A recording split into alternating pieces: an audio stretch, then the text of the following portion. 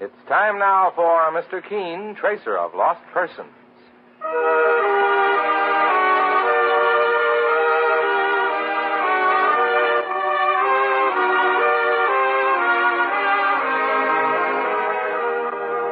Ladies and gentlemen, Anison and Colinos present Mr. Keen, Tracer of Lost Persons, one of the most famous characters of American fiction and one of radio's most thrilling dramas.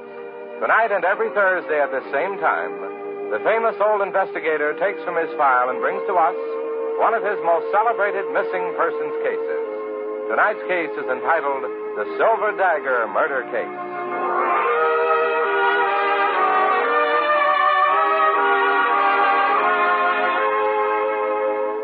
When you think of a headache, think of Anison. When you have a headache, get Anison. Anison is like a doctor's prescription. That is, it contains not just one, but a combination of medically proven active ingredients. It gives incredibly fast, effective relief from the pain of headaches, neuritis, or neuralgia. Millions have turned to Anison tablets for this reason. If you're one of those who have not already been given Anison by your own physician or dentist, let me urge you to try it. Results will surprise you. For most effective relief, use only as directed. I'll repeat the name, Anison, A-N-A-C-I-N. All drug counters have it.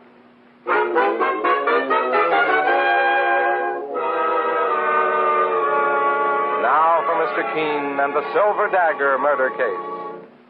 Our scene opens in a 3-story, privately owned white stone house in metropolitan New York. On the first floor, in a handsomely furnished study, decorated with curios from many parts of the world, a beautiful woman sits at her desk, deeply engrossed in writing a letter, unaware that death is lurking just outside her door. And this is to tell you that we must not see each other again. Apparently, you misjudged my motives and made a grave mistake. I am not in love with you, and I never was. Good luck. And the best of everything. Edna. Who's there? Who? What are you doing here in my apartment? I thought I made it plain that you were not to see me again. How dare you touch my things? Leave that dagger on the wall. Did you hear what I said? What are you doing with that dagger? No! No, don't!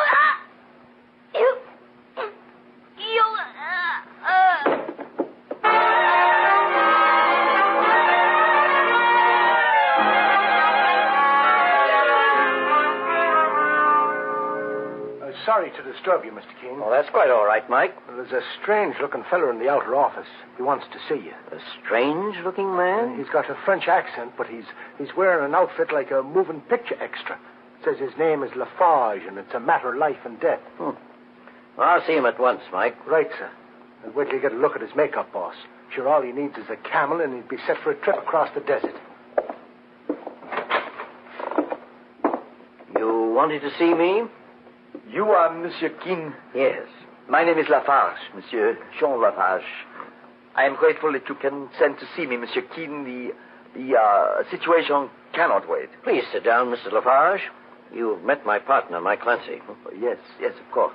Can I ask you one question, mister, before you tell the boss what's on your mind? But naturally, Monsieur Clancy. Where did you get that outfit? I am a North African, Monsieur. My home is in French Morocco. Part of this costume is Arabian. Oh, if you don't mind my saying so, Mr. Lafarge, you don't look Arabian to me. I am French, Monsieur Keen. My parents left France and moved to North Africa, to Casablanca, when I was a child. What was it you wanted to see me about, Mr. Lafarge? Murder, Monsieur. Saints preserve us. What's going on?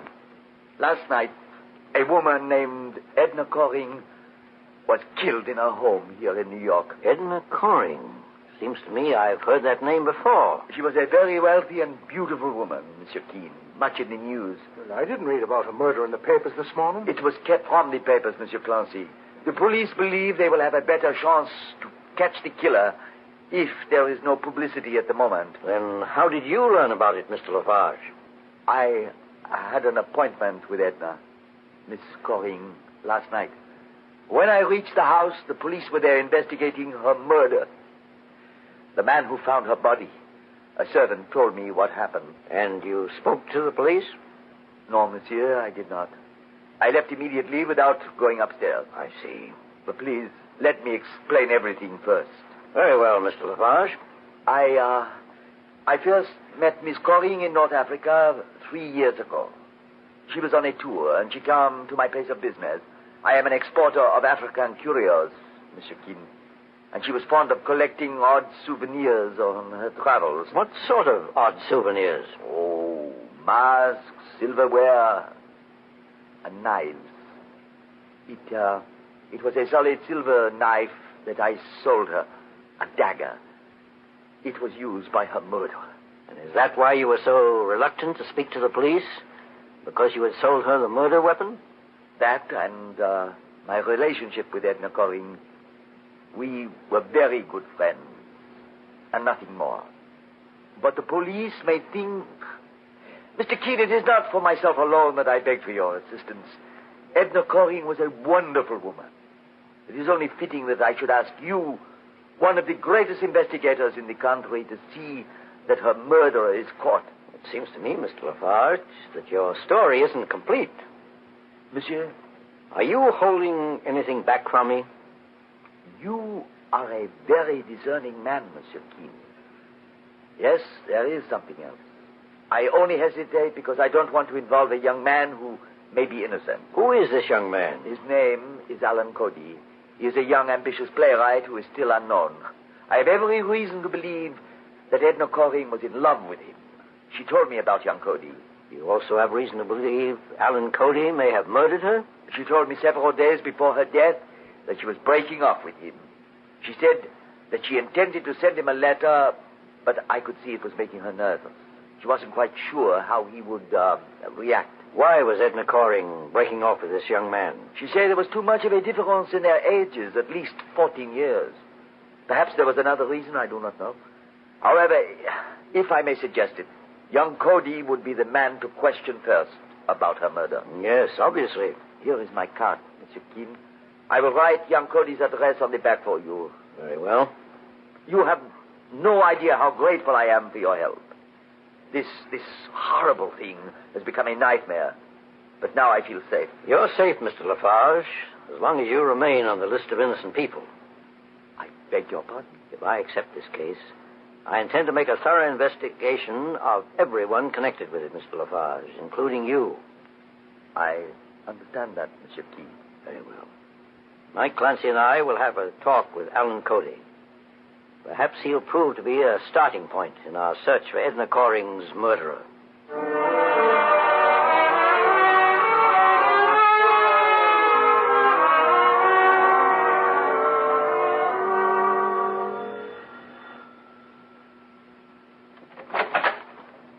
Yes? We're looking for Alan Cody. Does he live here? Why do you want to see him? I'll explain when I meet Mr. Cody. Who is it, Juliet? Someone to see Alan. Oh, someone else? May I ask who you gentlemen are? My name is Juliet Forsythe, and this is Mrs. Cody, Alan's mother. My name is Keene. My partner, Mike Clancy, and I knew it. Something awful has happened to Alan, Mrs. Cody. Mr. Keene's a private investigator. Calm yourself, Juliet. I trust my boy implicitly. I knew those other men who came here this morning were policemen, even though they weren't in uniform. And now, Mr. Keene... Mrs. Cody, has someone questioned you about your son, Alan? Yes, Mr. Keene. They were looking for him. They didn't tell me why, but they acted like plainclothes police. They probably were. You see, your son is involved in a murder case. No! Juliet, please leave me alone with these gentlemen. I'll phone you at your flat later on. Very well, Mrs. Cody. I'll expect to hear from you. Miss Forsythe and your son are friends, Mrs. Cody? Yes, Mr. Keene. Juliet and Alan have been friends since childhood. She's a wonderful girl, and my son is a good boy, no matter what they think he may be involved in. Where is he now, ma'am? I don't know, Mr. Clancy. And if I did, I wouldn't tell you until you've explained what Alan has to do with all this. A woman named Edna Coring was stabbed to death in her apartment last night. Edna Coring? You knew her, Mrs. Cody? Yes. And so did Alan. That's why we want to question But him. if you think my son had anything to do with it, Mr. Keene... I understand your son was in love with a murdered woman. That's not true. Then what was his relationship with her? Well, it was purely business. He's just finished writing a play, and Edna Coring was interested in helping him get it produced. She had money, and... I know that. However, my information links your son with Mr. Coring in more than a business way. Then your information is wrong, Mr. Keene. Mrs. Cody, please don't think I've come here believing your son had a part in Miss Coring's death. All I'm looking for are facts. And I thought he might be able to help me. I haven't seen Alan in 3 days, Mr. Keene. Does he live here with you? Most of the time, but he also has a small studio where he often works when he wants privacy. Where is that studio, Mrs. Cody? I don't know. You mean you won't tell me? Mr. Keene, Alan is my boy. He's all I had left in the world after his father died. I'd sooner die myself than do anything to hurt him. I respect your feelings as a mother, Mrs. Cody. I don't blame you. But if I could only convince you that we're here to help him if he's innocent, perhaps you'll cooperate. I don't want to be rude, but I've said all I'm going to say. Very well, Mrs. Cody. Let's go, Mike. Mr. Keene. Yes? I swear to you my son is innocent. For your sake, Mrs. Cody, I hope I can prove it. But my mission is to find Edna Coring's killer. And when I do, I don't intend to spare him the penalty that all murderers must pay for their crimes.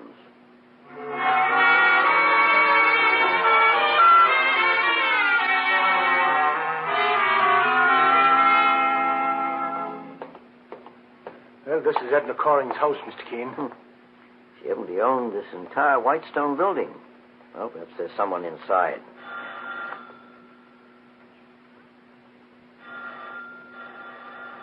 Well, no one seems to be in, boss. I beg your pardon. Are you looking for someone? Oh, do you happen to know if anyone is home in Miss Coring's residence? Are you friends of hers? My name is Keene. My partner and I are private investigators. Oh, yes. I'm Anson Howe, Edna's husband. Her husband? I didn't know she was married. Edna and I were secretly married 1 week ago in Chicago. I've just come from police headquarters, Mr. Keene. I was told that you two were investigating Edna's murder. Please come inside. I have a key to the house.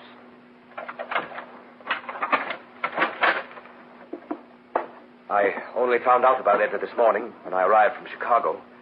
I'm not able to control my emotions completely as yet, so please forgive me. I understand, Mr. Howe. But perhaps you can tell me... Boss, what was that? Something hit the floor in that room. Must be a prowler in the house. Keep your gun handy, Mike, and let's investigate. Right, boss. I'll open the door. Fast. Oh, stand where you are, young fella. Don't make a move. Who are you? I just came to see Edna Coring. Is your name Alan Cody? Yes? I thought so. How did you get in here? The door was open. It happened to be locked when we came in. Sure, and he climbed through that open window, boss. Well, all right. But I haven't taken anything. Except my own property. You mean that manuscript under your arm? If you'll let me pass, please. Just a moment, Alan. Let me see that manuscript. It's mine. I gave it to Edna to read, and I've taken it back. The boss asked for the script, young fella, so just be polite and hand it over. Give that back to me. Now, take it easy. Here it is, Mr. Keene. Alan, your play has an interesting title. Has it? The Dagger. It's a mystery melodrama. So I gather. Sit down, Alan. What are you going to do, Mr. Keene? I'm going to read your play from cover to cover. It might prove to be as interesting as its title. The Dagger. Edna Coring, you remember, was stabbed to death with a silver dagger.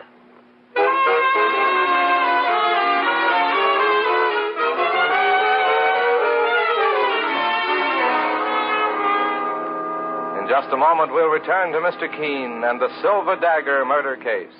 Meanwhile, beware of unpleasing breath that breathes between the teeth. Use Calanos toothpaste with dental floss action. Those cracks and crevices where food particles can decay must be reached to have a really clean mouth, a welcome breath. Your dentist knows this to be true. Use Calanos toothpaste with dental floss action. Calanos gives amazing dental floss action. That is, sends thousands of active cleansing bubbles to penetrate hard-to-reach dental areas. helps dislodge bits of food that can cause unpleasing breath and tooth decay. Use Colinos toothpaste with dental floss action. Colinos has high polishing action, too. Brightens dingy teeth by removing ordinary yellow surface stains. Colinos is gentle, safe even for children's teeth and tender gums. Enjoy its cool, clean, minty flavor. Colinos is dentist recommended. Cleans your teeth bright, keeps your breath right. Use Colinos toothpaste with dental floss action. Get Colinos with dental floss action today. Now back to Mr. Keen and the Silver Dagger murder case. The murder of beautiful, wealthy Edna Coring brings Mr. Keen, the famous investigator, and his partner, Mike Clancy, to the scene of the crime, Miss Coring's New York residence. There, Mr. Keen discovers that the victim had been secretly married to a man named Anson Howe, and had apparently also had a close relationship with Alan Cody, a young playwright. Mr. Keen has surprised young Cody in the study, attempting to get hold of a copy of his latest play, which the murdered woman had had in her possession. Now, as Mr. Keen reads the manuscript of the play, which is titled The Dagger... When did you finish this play, Alan? 4 weeks ago, Mr. Keen. Have you read it, Mr. Howe? Yes, my wife showed it to me. Edna said she was interested in producing it to help this young man, Alan Cody. I'd never met him, but I know who he is. You mean you were married to Edna Coring? Yes. Mr. Howe and Edna were secretly married last week, Alan. By the way, Mr. Howe, why did you and your wife keep your marriage a secret? We only kept it a secret so there wouldn't be too much newspaper publicity, Mr. Keen. And I thought she loved me. Edna told me all about you.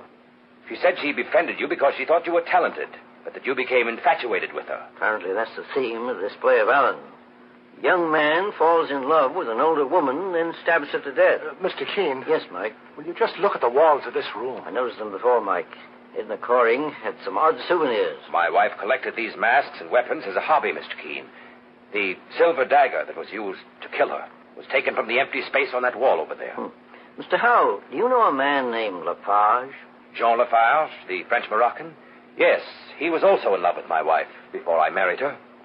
But he was a sensible man, Mr. Keen. Alan Cody here was different. What do you mean? I mean that I think you had something to do with my wife's murder. Do you have anything to offer as proof, Mr. Howe? You've just read his play, haven't you, Mr. Keen? Yes, but that's not proof of murder. It might have been a coincidence. The money he filched from my wife was no coincidence. Why, you lying. Just stay put, young fella. What money are you referring to, Mr. Howe? Edna gave Alan Cody $15,000. You'll find 3 canceled checks in her bank statements for $5,000 each, endorsed by Alan Cody. I don't know a thing about that money. Mike, look through that desk and see if you can find those bank statements. Oh, I'll find them for you. They're right here in this drawer. You'll find them in this bundle of checks, Mr. Keen. For all I know, Cody tried to squeeze more money out of Edna. She refused, so he killed her. And if it's the last thing I do, I'll make certain he pays for it. Alan, Mr. Howe is telling the truth.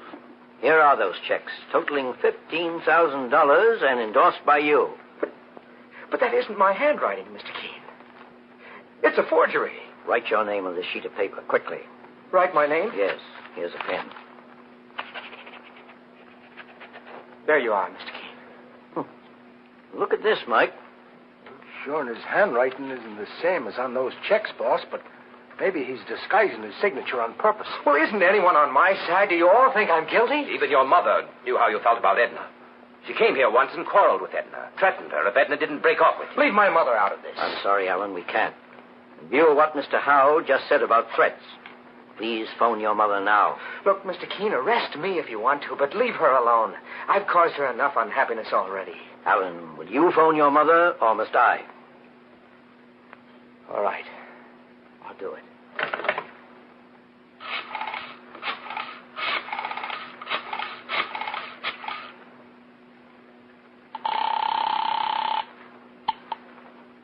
Hello? Juliet? Yes? Is this Alan? Yes. Let me speak to Mother, please. She's ill, Alan. She's in bed. The doctor just left. What's the matter with her? The strain was too much for her. Worrying about you. You'd better come home right away. I'll be right over. Mr. Keen, my mother's been taken ill. I've got to see her. Please give me a break. I won't try to run away. You'll find me there with my mother when you want me. On my word of honor. Your word of honor isn't enough in this case, Cody. Keep out of this, Howe. I think we can trust him, Mr. Howe. Go on, Alan. But don't leave your mother's flat until you hear from me. Thank you, Mr. Keene. How could you let him go, Mr. Keene? Suppose he... Alan Cody didn't murder your wife, Mr. Howe. At least he never endorsed these checks that were made out to him. Tell me, did your wife make these out herself? Is this her handwriting? Yes, of course. She told me she'd sent money to Alan to help him produce his play. And did she tell you that she sent these checks to him directly? Why, no, I just took that for granted. And we're dealing with murder, Mr. Howe. We take nothing for granted. Suppose we all follow young Cody to his mother's house. I have an idea that the solution to your wife's murder is there.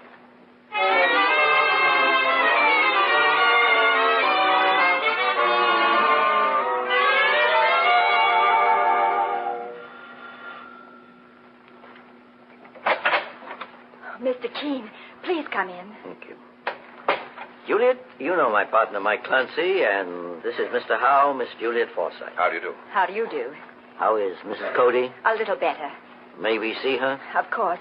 She's in the bedroom with Alan. Please come with me. Mike, let me have that statement I made out before we left Edna Coring's study. Here it is, boss. I still don't understand why you typed that thing out, Mr. Keene. You have complete authority to investigate the case.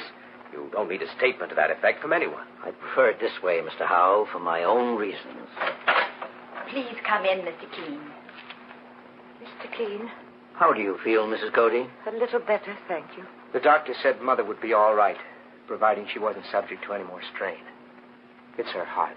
Mrs. Cody, I'm convinced now that your son is innocent of Edna Coring's murder, and I'm going to prove it. Oh, Mr. Keene, do you really mean that? The boss never meant anything more in his life, ma'am. Incidentally, this is Mr. Howe. He's married to Edna Coring. Married? Then I was right about her after all. She was shameless. Take it easy, Mother. I'm all right, son.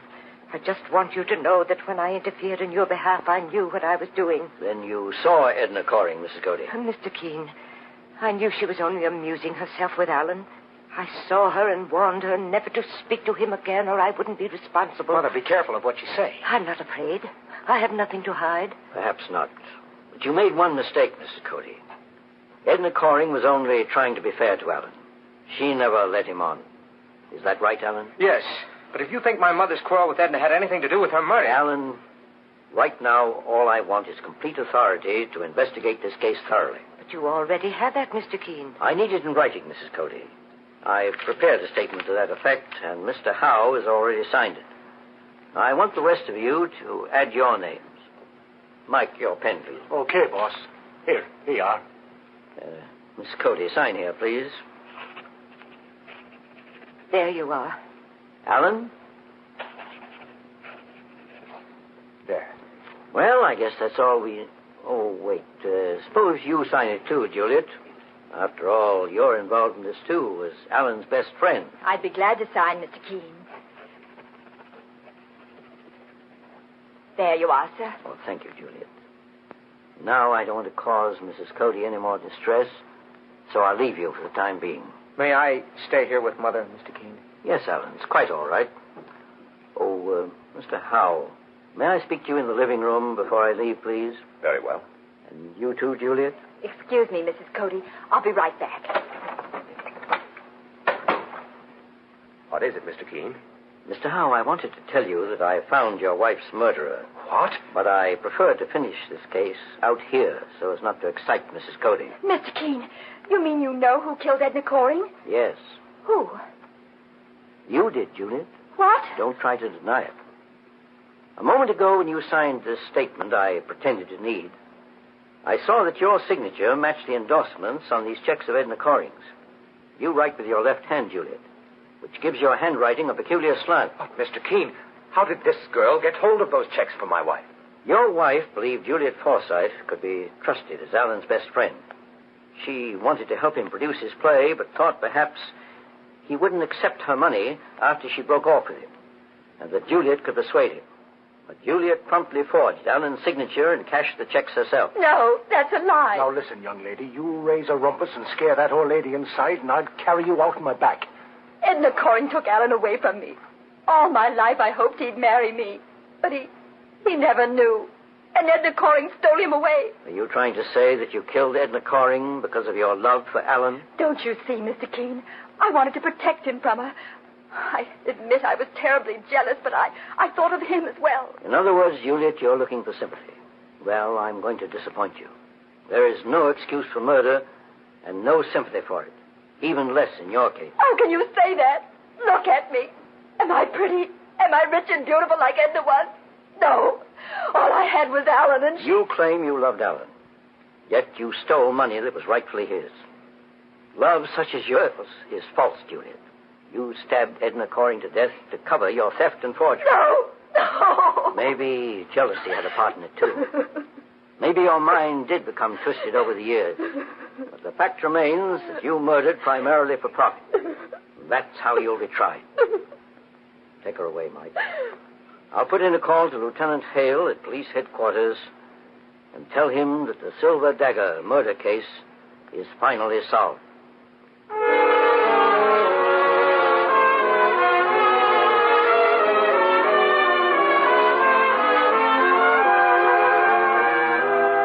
And so Mr. Keene finds the solution to the Silver Dagger murder case.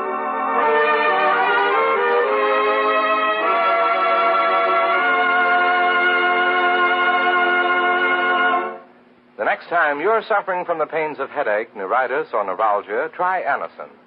You'll bless the day you heard of this incredibly fast way to relieve these pains. Now, the reason Anacin is so wonderfully fast-acting and effective is this. Anacin is like a doctor's prescription.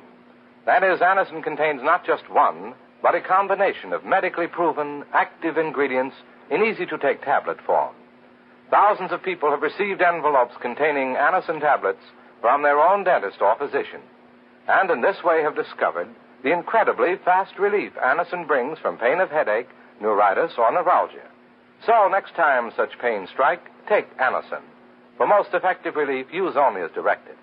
Your druggist has Anacin in handy boxes of 12 and 30, and economical family-size bottles of 50 and 100. The name is Anacin, A-N-A-C-I-N.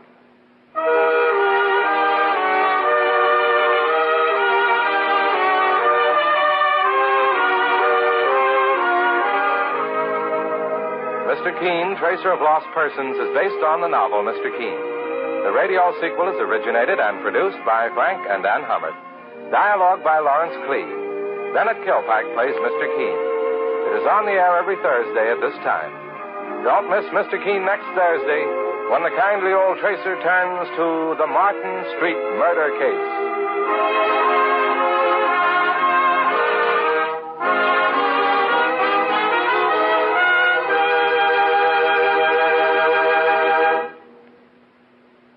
Ever suffer heartburn from acid indigestion? New Bicidol mints, medically proven, quickly rid stomach of that blown-up feeling anywhere, anytime. Bicidol mints give longer-lasting relief than baking soda. Help prevent immediate return of the trouble, soothe irritated stomach lining, let you sleep when indigestion strikes at night. Carry new Bicidol mints for fast relief. And always have Bicidol powder in your home.